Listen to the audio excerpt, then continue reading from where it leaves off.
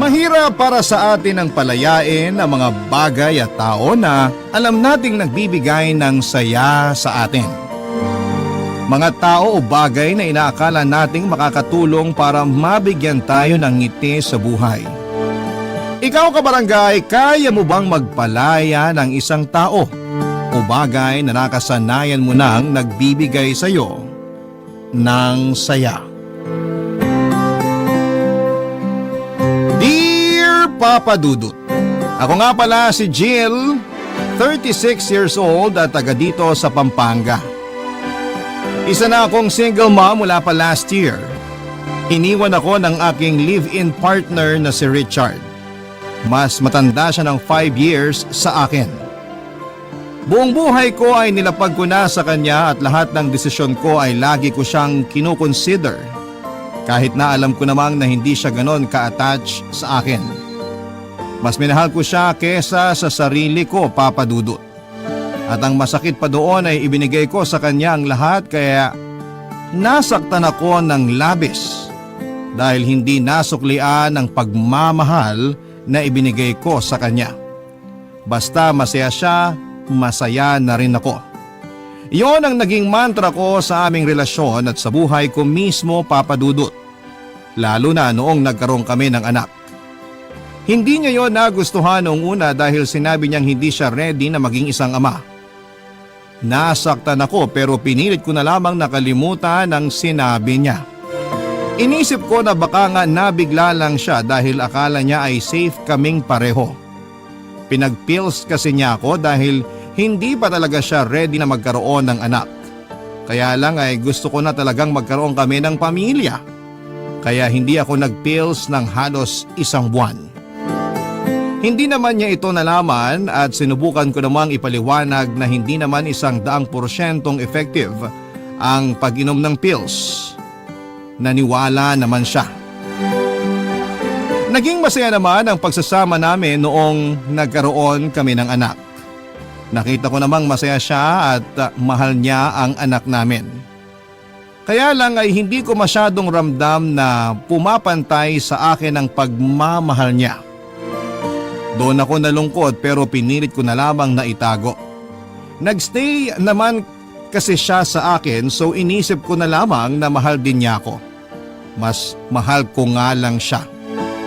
At Papa Dudut, napatunayan ko ang totoo na mas mahal ko siya dahil isang araw pinili niyang iwan ako. Isang araw ay pinakitaan niya ako ng lakas ng loob para sabihin sa akin ang katotohanan na hindi na niya ako mahal. Pinatunayan niya sa akin ang mga kutob ko na hindi ganon kalalim ang pagmamahal niya para sa akin. Hindi ko kaagad yon na proseso, Papa Dudut. Nasaktan ako sa pagiging honest niya at minsan ay hiniling ko na sana'y nagsinungaling na lamang siya sa akin, Papa Dudut.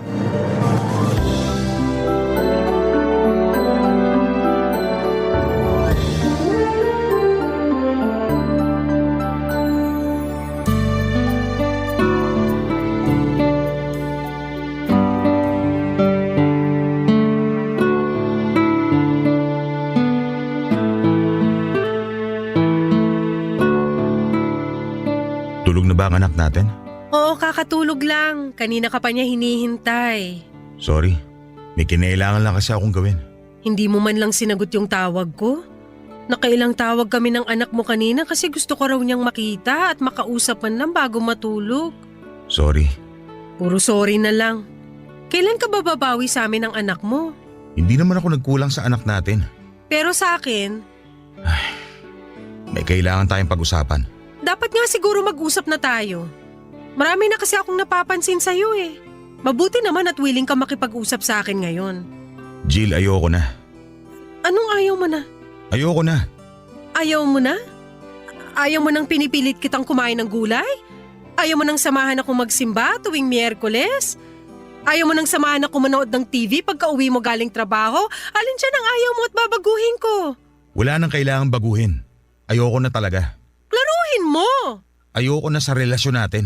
Ayoko na rin naman tong nangyayari sa relasyon natin pero hindi naman ibig sabihin ay susukuan ko na. Magkaiba tayo. Gusto ko na tong sukuan Hindi ka pwedeng sumuko dahil may anak tayo. at hindi ko siya pababayaan. Yan ang mapapangako ko sa inyo. Paano ko bang hahawakan yung pangako na yan? Hindi mo nga natupad yung pangako mo na magsasama tayo habang buhay. Para sa anak natin, tutuparin ko ang pangako ko. At yung pangako mo sa nanay ng anak mo? Jill, huwag ka naman ganyan. Ikaw pa tong ang lakas ng loob na iwan ako, samantalang ako lang naman tong nag-e-effort sa relasyon natin. Ayun na nga eh. Ikaw na lang nag-e-effort. Hindi mo ba makitang unfair yon? Unfair talaga sa part ko. Tapos ikaw pa tong may ganamang iwan? Nagpapakatotoo lang ako. Hindi na kita mahal. Hindi na ako masaya. At sa tingin mo ako masaya? Kaya nga palayain na natin ang isa't isa para maging masaya na tayo. Alam mong kayo ng anak natin ang nagpapasaya sa akin. Huwag mo namang basta bawiin yun.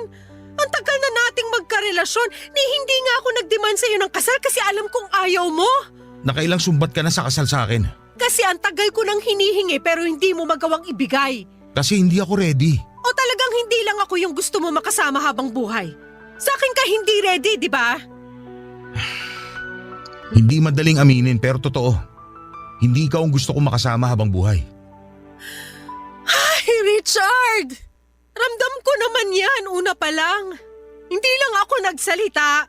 Kasi akala ko magagawa ng paraan ng oras yung nararamdaman mo para sa akin. Umasa ako na mamahalin mo rin ako tulad ng pagmamahal ko sa'yo.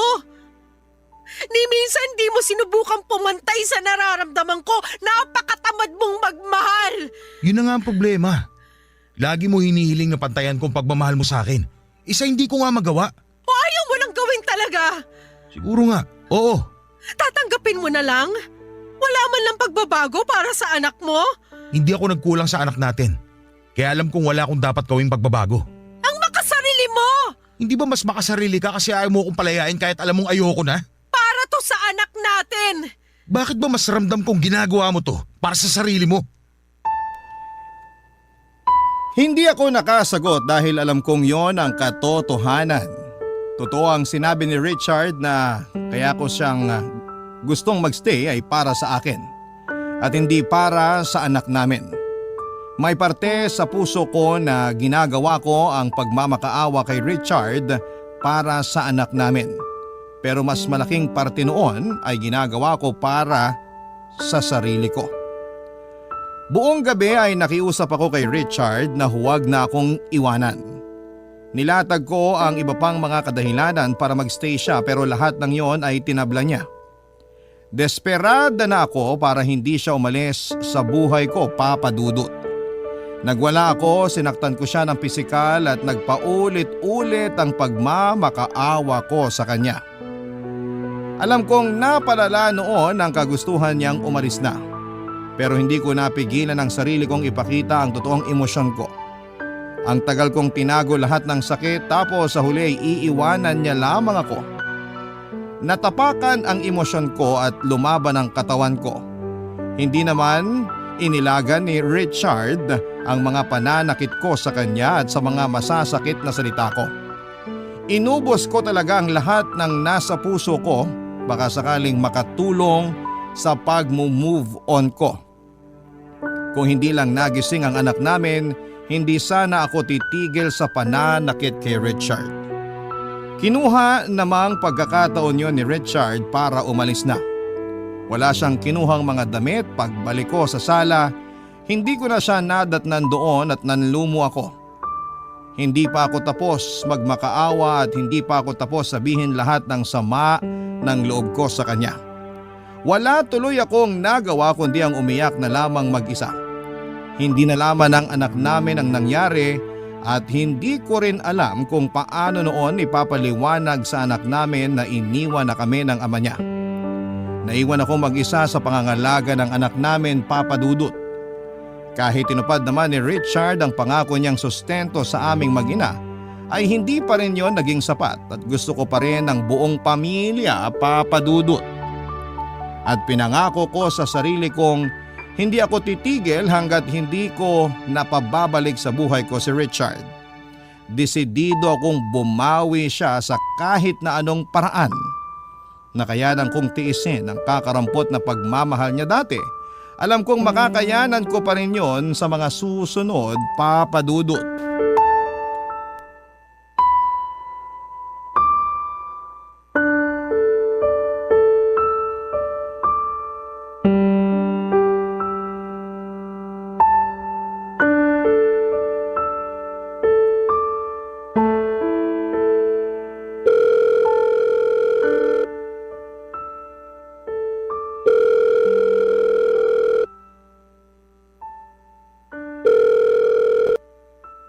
Hello? Hello, Richard. Bakit? Magtatanong lang sana ako kung kailan ka magpapadala ng sustento sa amin ng anak mo. Di ba alam mo naman na ang regular schedule ang padala ko? Kino-confirm ko lang baka kasi may pagbabago. Walang nagbago. Ganun pa rin. Kung meron man, magsasabi ka agad ako sa'yo. Paborito mo pa rin ba yung ginataang tulingan? Ano? Naisip ko kasing magluto nun eh. Pwede ko namang ihatid sa'yo ngayon. Ako lang naman ang pwedeng kumain nun dito sa bahay. Naisip ko lang i-share sa'yo. Hindi na. May mga natira pa akong ulam dito. I-ref mo na lang para may makain ka kapag naumay ka sa mga ulam mo dyan. Ang layo ng bahay mo sa bahay ko ngayon. Hindi mo na kailangan ipadala. Mahal magpa-deliver. Hindi ko naman ipapadeliver sa iba. Ako na mismo ang maghahatid. Jill, hindi na kailangan. Pero paborito mo yung ginataang tulingan, di ba? Dati yon. Akala ko ba walang nagbago? Saan na naman ba papunta ang usapang to, Jill? Baka lang lumamig na ang ulo mo sa akin at naisip mo magkaayos na tayo. Sabi ko na eh. So ano nang sagot mo? Kailan mo gustong pag-usapan tungkol sa pagbabalikan natin? Nakailang buwan na rin naman na tayong hiwalay. Baka nakapag-isip ka na ng tama. Jill, wala na akong balak makipag-usap pa tungkol sa relasyon natin. Wala na tayong ibang dapat pag-usapan kundi ang anak natin. Ito na yung tama para sa sitwasyon natin. Para rin naman sa anak natin tong ginagawa ko ah. Huwag mo namang gamitin ang anak natin para makuha mo ang gusto mo. Hindi ko ginagamit ang anak natin. Gusto ko lang makita mo ng mas maayos na kailangan ka ng anak mo. Kaya nga ginagawa ko pa rin ang best ko para sa kanya kahit hindi na tayo nagsasama sa iisang bahay. Pero hindi ba't mas magiging maganda para sa kanya na kasama ka namin sa iisang bubong? Hindi mo ba naisip yun? Hindi na tayo pwede magsama. May babalik ko rin ang pagmamahal mo para sa akin. Magbabago ko para sa'yo. Lahat ng ayaw mo sa akin tatanggalin ko.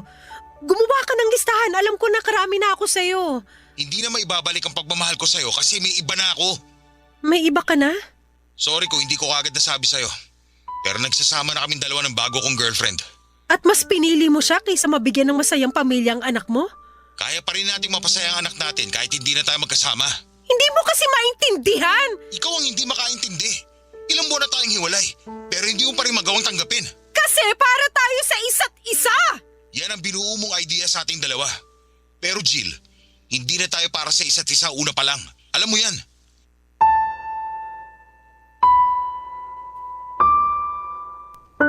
Lagi na lamang kay Richard ang huling salita, Papa Dudut. Hindi na naman ako nanalo dahil alam kong tama naman siya. Alam kong hindi kami para sa isa't isa pero pinipilit ko dahil siya na yung buhay ko. Mali nga na gawing mong mundo ang isang tao pero sa ganitong paraan ako naging masaya. Kaya nung umalis si Richard ay nawala na ako ng dahilan para magpatuloy pa. Kahit mismong anak namin ay hindi na ibigay ang saya na dulot sa akin ni Richard. Nakaka-guilty ang ganong pakiramdam pero totoo akong tao at alam kong ito ang totoong nararamdaman ko. Papadudot, after kong nalaman na may iba na ang karelasyon si Richard ay nadurog ako.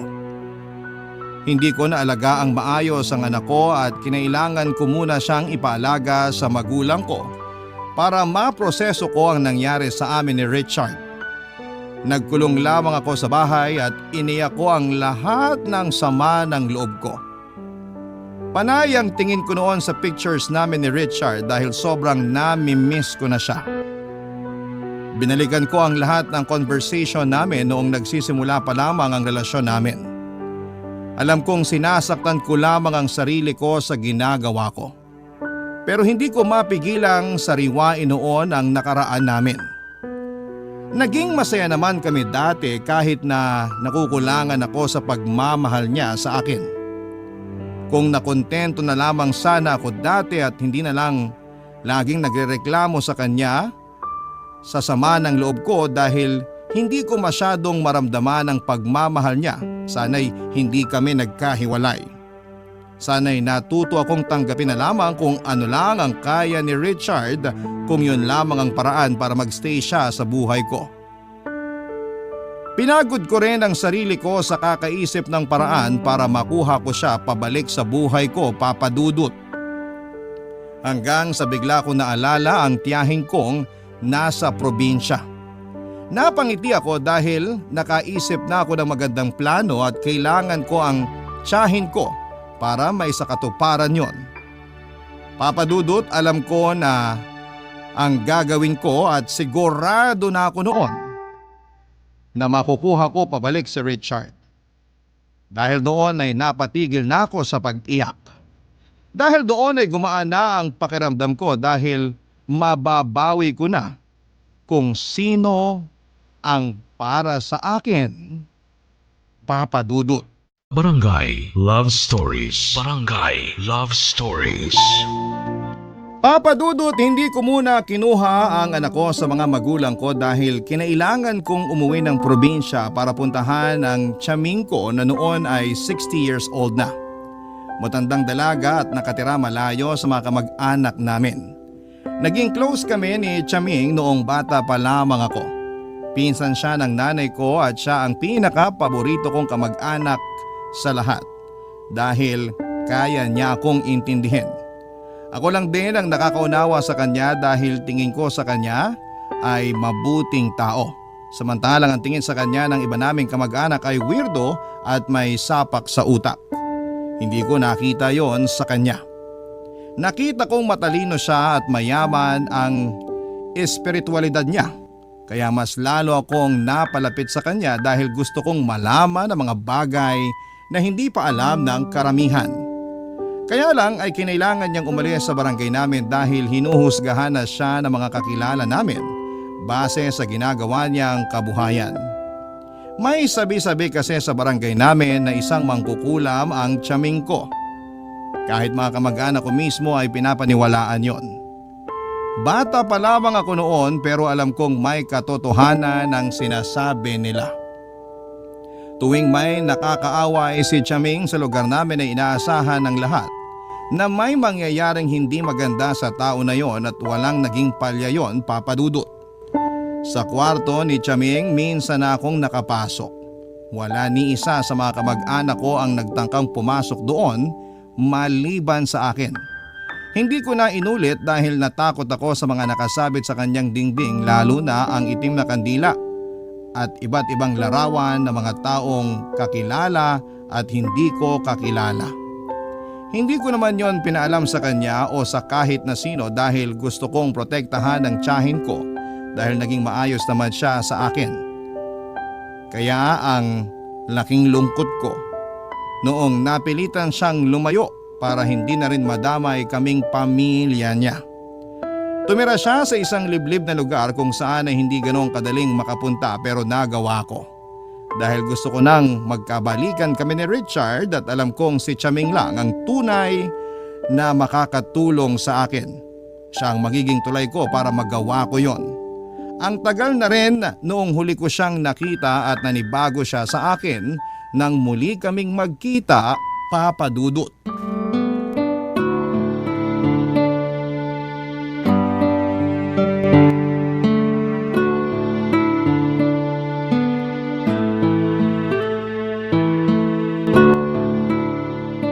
Oh, Jill, hindi kita halos nakilala ah. Marami talaga nagagawa ang oras sa tao, Tiyaming. Sa akin ba anong nagawa ng oras sa itsura ko, ha? Parang umatras ang oras sa inyo. Bumabata kayo tignan ah. Eh, hindi ba halatang may 20% na discount na ako sa mga kainan? Naku, mukha lang kayong may discount sa jeep. Ano yon, senior citizen discount? Student discount! Ay naku, ang batang ito, lumaking bolera. Nagsasabi lang ako ng totoo. Nagsasabi ka lang ng ganyan kasi mukhang may kailangan ka sa akin, ano? Paano nyo alam? Iba talaga ang powers mo. Hindi na kailangan ng espesyal na kapangyarihan para malaman kung may kailangan sa akin ng isang tao. Una, binola mo ako. Pangalawa, dinayo mo ako. Hala? Una, nagsasabi lang ako ng totoo. Pangalawa, naalala ko lang kayo kaya bigla ko kayong dinalaw. Matanda na ako pero hindi ako uto-uto. Halos 2 dekada kang hindi nagparamdam sa akin ah. Tapos bigla kang susulpot. Sabihin mo na lang ang totoo. Hindi naman sasama ang loob ko eh. May kailangan nga po ako. O ano ba yun? Magpapatulong lang sana ako.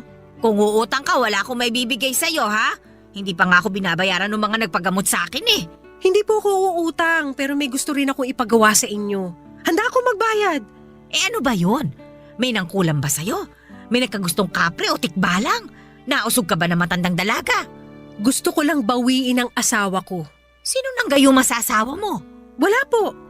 Gusto kong gawan niyo ako ng gayuma para bumalik siya sa akin. Sigurado ka ba? Siguradong sigurado. Wala akong ibang gustong mangyari ngayon kundi ang magkabalikan kami. Akin siya eh. Akin! Nasasaktan ka lang ngayon at hindi pa sanay na hiwalay na kayo. Pero balang araw, magiging ayos ka rin. Makakahanap ka rin ng iba. Makakalimutan mo rin siya. Hindi, Chaming. Gusto ko sa akin lang siya. Akin lang si Richard. Walang ibang dapat makinabang sa kanya kundi ako lang at anak namin. May anak na kami. Di ba dapat sa amin lang siya at hindi sa ibang babae? Ay, may anak na pala kayo. Oy, kaya naman pala. Matutulungan niyo ba ako? Para sa apo ko sa'yo, abay gagawin ko. Epekto kaya? Magkakahiwalay sila ng bagong karelasyon niya? Kung hindi ka maniniwala, hindi epekto yun. Pero paano kung Magkakahiwalay silang dalawa. Maniwala ka sa akin. mamahalin din kaya niya ako ng sobra? Tulad ng pagmamahal ko sa kanya?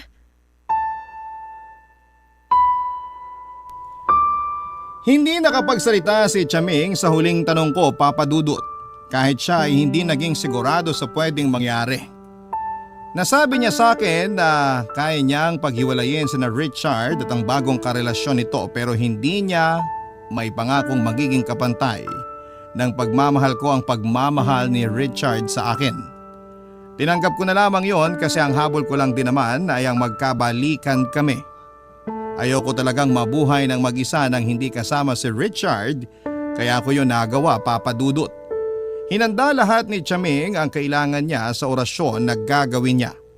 Kinuha niya rin ang ibang impormasyon tungkol kay Richard at sa bago nitong girlfriend. Mabuti na lang at nag-stalk ko ang bagong girlfriend ni Richard kaya ako nalaman ang lahat tungkol sa kanya. May kasikatan din kasi ang babaeng yon sa social media kaya madali ko lang nahagilap ang mga impormasyon tungkol sa kanya. Matapos noon ay sinimulan na nga ni Chaming ang orasyon. Ginamitan niya yon ng itim na kandila at ibang spices. Hindi na ako nagtanong kung ano ang mga yon. Pinagmasdan ko na lamang at dinasal na sana ay magkaroon ng katuparan ang orasyon na yon, Papa Dudut. Umuwi na rin ako after noon at binilinan ako ni Chaming na huwag masyadong isipin ang ginawa naming orasyon para magkaroon yon ng katuparan. Nahirapan ako roon dahil kapit ako na matutulungan ako noon para magkabalikan kami ni Richard.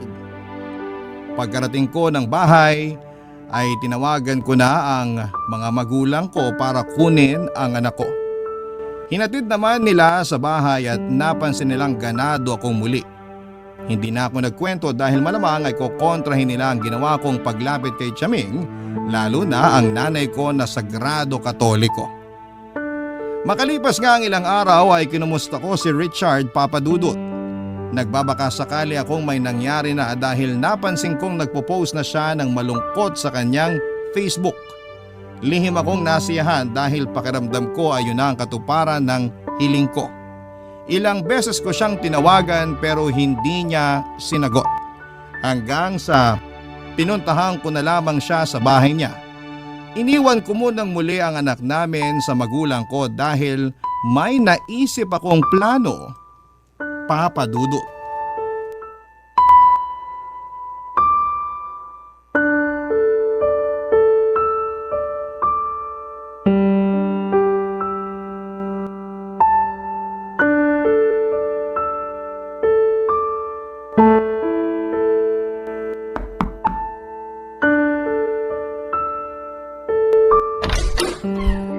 Oh Jill, anong ginagawa mo rito? Kanina pa ako tumatawag sa'yo, hindi mo man lang sinagot. Pwede mo naman kasi i-text na lang kung ano man yung kailangan mo. Magre-reply naman kagad ako pag di na ako busy. Alam mo namang hirap ako mag-text, di ba? Ano ba kasi yun? Hinahanap ka kasi ng anak natin. Namimiss ka, gusto ko raw makita. Tatawag ako mamaya sa kanya. Wag muna ngayon, please. Bakit?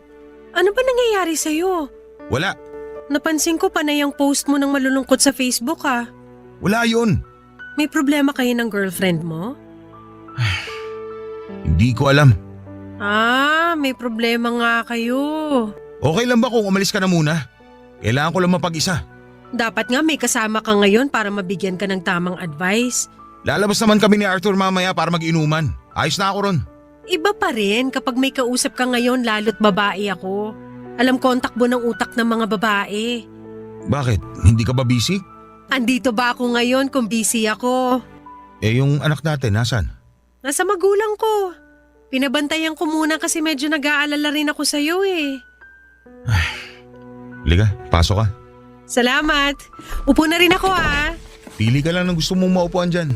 Kukuha lang ako ng kape. Ay, okay na. Mag-usap na lang tayo ngayon. Maupo ka na rin. Halika, tabihan mo ako. Paano ba to? Anong paano ba to? Paano mo ako matutulungan sa girlfriend ko? Nagtalo na lang kami bigla dahil sa sinaing. Inaway niya ako. Inaway ko rin siya. Dahil lang sa sinaing? Alam ko ang babaw. Pero hindi ko maintindihan yung sarili ko kung bakit ako sumabog ng ganun. Asan siya ngayon? Umuwi muna siya sa magulang niya. Hiwalay na kayo? Nakipag-cool off siya sa akin. Pero makikipag-ayos ako. Alam mo kung ako sa'yo, wag na. Yan ang ibibigay mong advice sa akin? Kasi naman kung sa maliit na bagay lang ganyan na kayo magtalo. Paano pa kaya kapag malalaking pagsubok na? Tama ka naman. Kaya lang. Gusto mo ba dalhin ko muna rito ang anak natin para malibang ka? Pwede naman.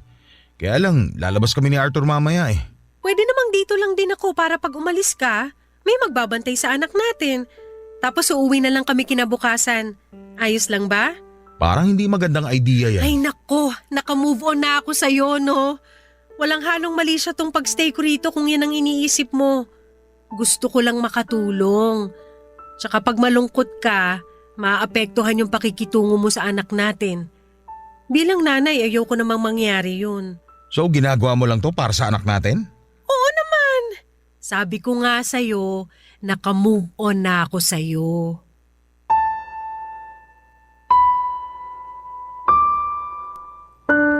Siyempre, nagsinungaling ako kay Richard para payagan niya akong mag-overnight sa bahay niya.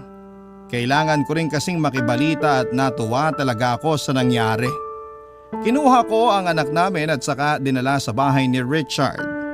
Natuwa kong makita silang masayang magkasamang mag-ama. Parang nabuo ulit kaming pamilya. Hindi na rin natuloy na umalis si Richard kasama ang kaibigan niyang si Arthur.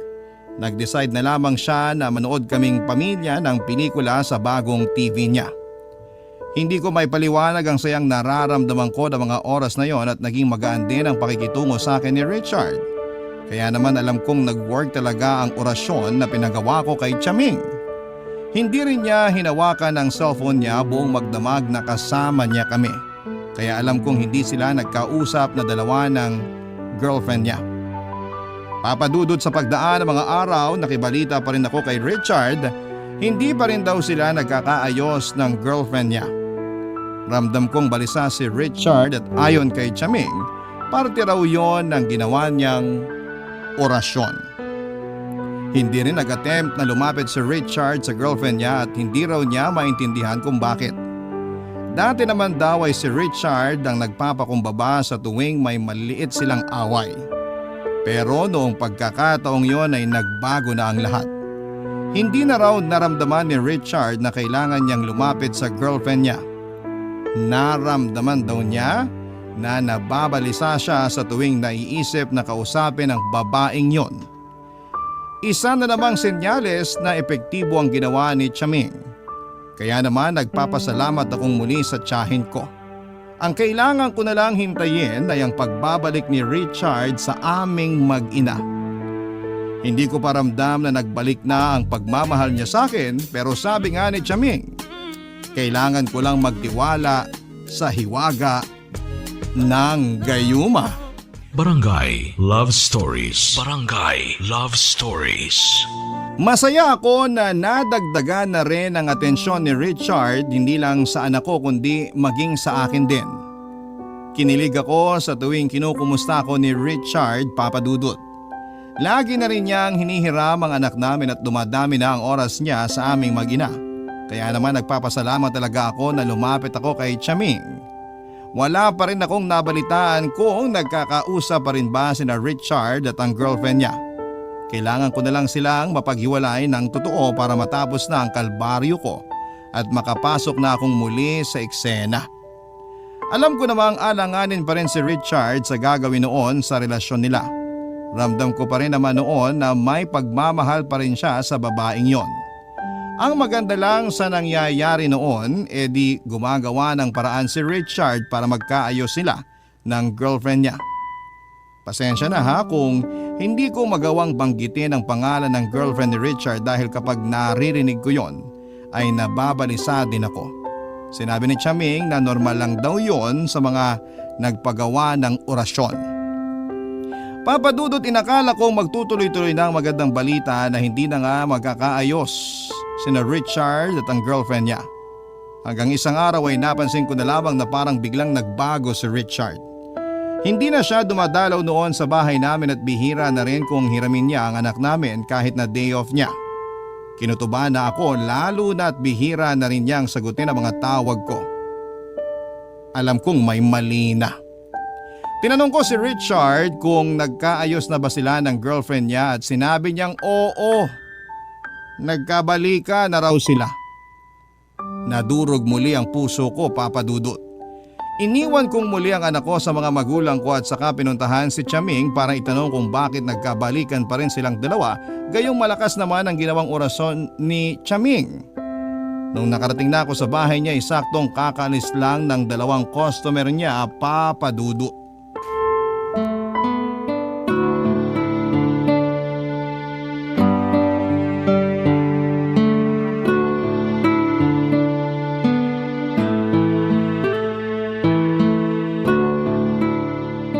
Customer mo ba yung mga umalis, Chaming? Ay oo! Yung isa nagpagawa ng orasyon para lumakas ang negosyo niya. Yung isa naman nagpahula.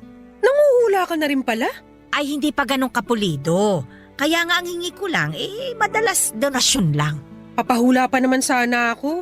Ay saka na kapag magaling na ako talaga. Tsaka nanghihina pa ako ngayon eh. Hala, ayos lang po ba kayo? Dumagsa kasi ang mga customer mula pa kahapon. Bentang-benta pala kayo eh. I-recommenda ko nga kayo sa mga kakilala ko sa amin sa Pampanga. Ay sige nga para makadagdag sa pagpapagawa ko ng bahay. Maliit lang din kasi ang sinisingil ko sa mga customer ko. Akong bahala sa inyo, basta tulungan nyo rin ako kay Richard. O di ba hindi nga't natulungan na kita noon? Nagkahiwalay na sila ng nobya niya, hindi ba? Nagkahiwalay lang pansamantala pero ngayon nagkabalikan ulit sila. Ah, ganun ba? Effective yung orasyon na ginawa nyo para maghiwalay sila eh.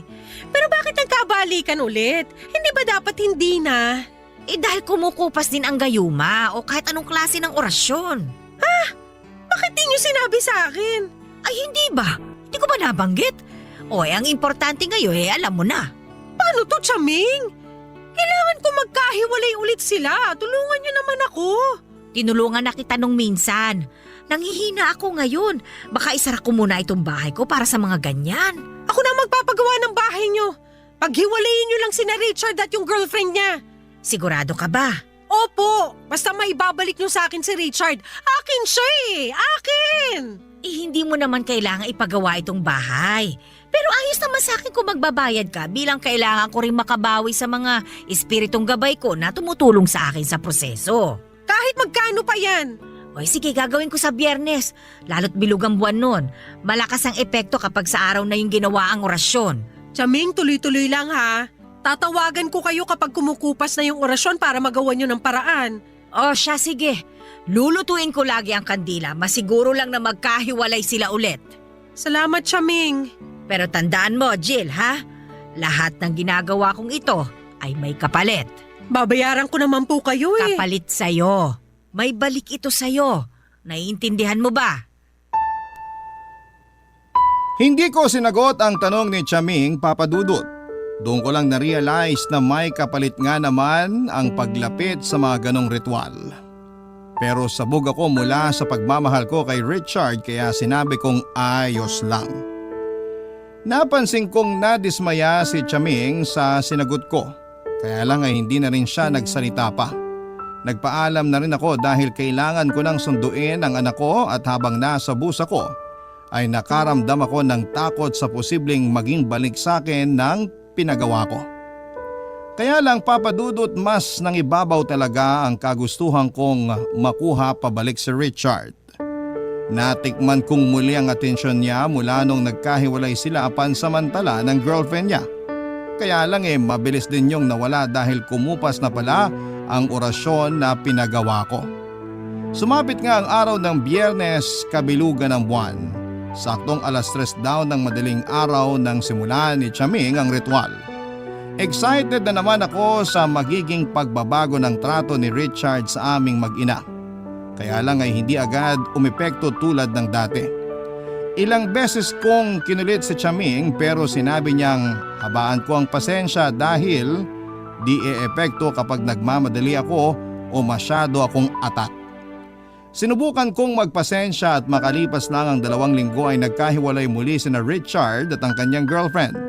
Naibalik muli sa aming mag-ina ang atensyon ni Richard. Natuwa na naman ako. Hiniling kong muli kay Chaming na lutuin pa ang kandila niya at sumunod naman siya. Napagastos ako dahil gusto kong masiguradong babalik si Richard sa akin. Nagtuloy-tuloy naman ang magandang balita para sa akin. Ramdam ko noon na wala na ngang balikang mangyayari sa pagitan nina Richard at ng kanyang girlfriend. Binura na rin kasi ni Richard ang mga pictures nila ng girlfriend niya sa social media accounts nito. Lumaki tuloy ang pag-asa kong magkakabalikan kami lalo't malungkot si Richard. Inabot ng 5 buwan ang saya ko hanggang isang araw ay nabalitaan ko na lamang na ikakasal na silang dalawa. Gumuho ang mundo ko. Nagmadali akong pinuntahan si Chaming para itanong kung bakit ganon ang nangyari. Akala ko noon ay mapapasa akin ng muli si Richard bakit biglang bumalik siya sa babaeng yon.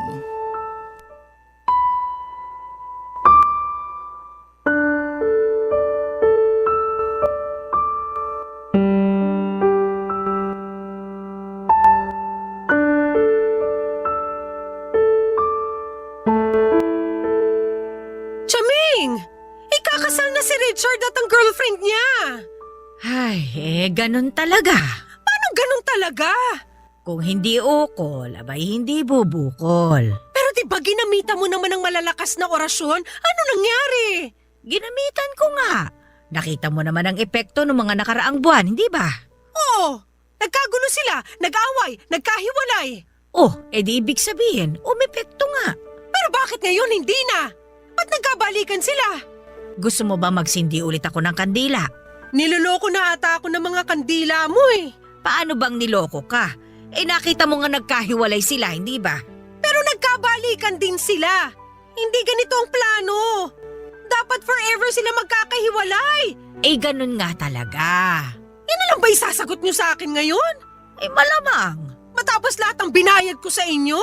Halos napunta na sa inyo lahat ng ipon ko para sa kinabukasan ng anak ko eh. Jill, nagpagawa ka sa akin ng ritual, hindi ba? Malamang kailangan mong magbayad. At saka sabi mo sa akin, babayaran mo ko. Ikaw ang nagpresenta. Pero sana, tulad ng ibang customer, maibigay man lang sana ang serbisyo na kailangan ko. Naibigay ko naman sa'yo ang kailangan mo. Napaghiwalay natin si Richard at yung girlfriend niya. Uulitin ko lang. Nagkabalikan silang dalawa at ngayon ikakasal na. Ginawa ko na ang lahat, Jill. Pagpasensyahan mo na kung ano lang ang inabot ng makakaya ko. Gawin niya ulit ng paraan. Kausapin mo kung sino man yung nasa kabilang mundo na tumutulong sa inyo. Basta gawan niyo ng paraan. Ganyan na ba ang nagagawa ng pagmamahal mo para kay Richard? Ito ang nagagawa sa akin kapag hindi ko nakukuha ang serbisyong binayaran ko. Yan ang nagagawa ng mga taong hindi kayang pakawalan ng isang bagay na alam naman nilang tapos na. Hindi mo alam ang nararamdaman ko kaya ang dali para sa'yo na sabihin yan. Madali para sa akin na sabihin ito sa'yo dahil bata ka pa lang, Ganyan na ang ugali mo. Naalala mo yung manika mong hindi mo naman na pinaglalaroan pero ipinagdadamot mo sa pinsan mong ipahiram. Ang dami mong bagong laruan pero ayaw mong bitawan yung luma para ibigay sa iba kahit alam mo namang hindi mo na naman kailangan.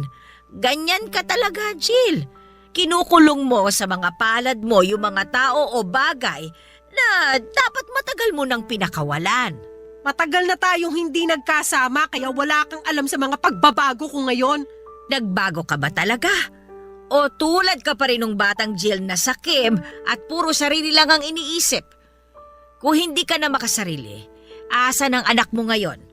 Bakit imbis na inaalagaan mo siya ngayon, nandito ka't nagagalit sa akin dahil hindi mo makuha ang isang bagay na hindi naman talaga para sa'yo? Sino ka ba para sabihin na hindi para sa akin si Richard? Hindi siya para sa'yo, Jill. Sa iba't ibang buhay, hindi siya nanatili sa'yo. Hindi siya para sa'yo. So pinarahan niyo lang ako? Alam niyo namang hindi pala siya para sa akin pero kuha ka ng pera sa akin para paasahin ako mapaghihiwalay mo yung dalawa? Napaghiwalay naman natin sila, hindi ba? Ilang beses pa nga. Pero tulad nga ng sinabi ko sa'yo, kung hindi nakatadhana para sa'yo, hindi talaga mapupunta sa'yo. Kahit pa ilang kandila ang sindihan natin, lutuin natin, hindi nun makakayanan ang itinakda. Tinakda kayong magkahiwalay. Itinakda si Richard para sa iba. Sana iyon ay maging klaro sa'yo. Hindi talaga siya para sa'yo. Para akong paulit-ulit na sinampal sa mga sinabi ni Chaming, Papa Dudut.